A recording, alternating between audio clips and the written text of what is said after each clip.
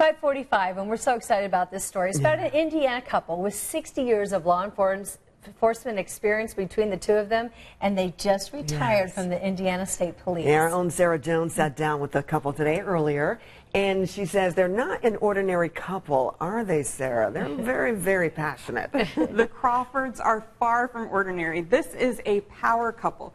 Richard has helped protect 3 Indiana governors, including Vice President Pence, and Nikki helped establish the state's meth lab busting unit. It all started with a kick. She just kept kicking the back of my chair. And I don't know, I thought, what is wrong with this girl? Took the ball and ran with that because I thought she was just stunning. The Indiana natives were at an in-service training in Fort Wayne, and as part of the training, they had to break into small discussion groups.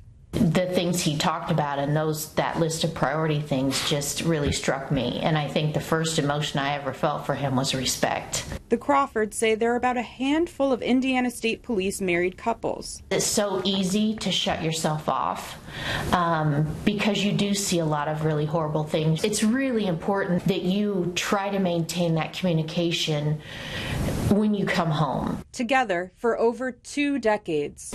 3 kids and 5 grandkids. Yep. And their success at home is mirrored in each of their careers. Nikki has worked undercover, graduated from the FBI Academy, and helped launch the meth suppression section. 500-600 labs a year to where we were #1 in the country, working over 1,800 labs a year. She was later promoted to commander of the section. I was able to sit on a national methamphetamine and pharmaceutical board out of the Office of National Drug Control Policy in D.C. Richard was awarded the Sagamore of the Wabash by Governor Holcomb. One of the most exciting days of his career was meeting President Bush on Air Force One. So me and the president, and Governor Daniels stayed where he was at, me and the president were walking to the front of Air Force One, tour the private quarters.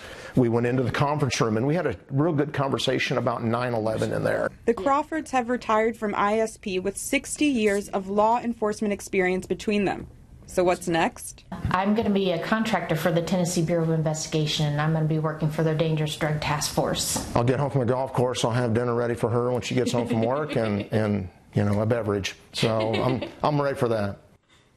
We are laughing. That was so funny. I'm going to be at the golf course. I already have my tea time ready. Yeah, make dinner and have the laundry done when you get home. So what's next for them? Well, right after the interview, they were actually heading straight down to Tennessee, where you heard they're moving, to look for their next home. They say they're going to miss Indiana, though. They love it because their family's here, too. We're going to miss their service. And guess what? As you can see, another beautiful face here, Sarah Jones. We're so excited to have you with us. I am so excited to be here, and it's near home. I'm from Chicago, so... That's right. Here we grow again. We're so excited to see the stories that you bring, and I know you're very passionate about storytelling. So welcome to the family. Welcome to the family. Great job. First report in the book. Great job. Check. Done. Done. Let's go to Sean Ash, who has more now tonight.